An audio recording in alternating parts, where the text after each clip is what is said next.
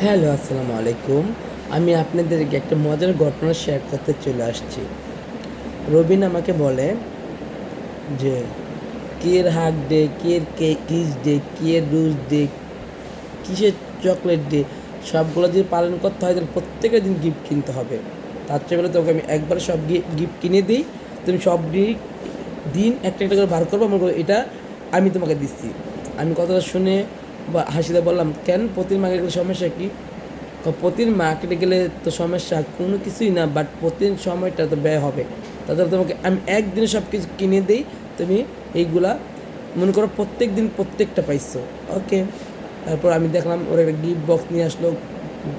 Gift box নিয়ে এসে খুলে দেখলাম যে প্রথমে আমাকে একটা গিফট খুলে দেখলাম দেখা রিক্সা, খুবই সুন্দর রিক্সাটা, খুবই সুন্দর। আমার তো খুব ভালো লাগছে রিক্সাটা, খুবই ভালো লাগছে। বাট এটা আমাকে ও গিফট করলো, খুব ভালো লাগার বিষয়, একটা খুব সুন্দর একটা জিনিস আমাকে গিফট করলো। এটা হলো আমার প্রথম গিফট। তার দ্বিতীয় গিফট বললো যে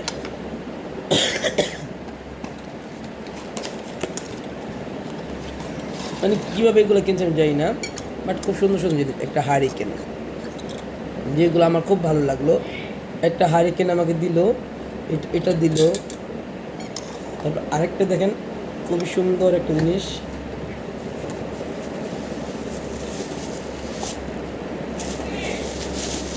এই যে একটা সুন্দর জিনিস দেখেন,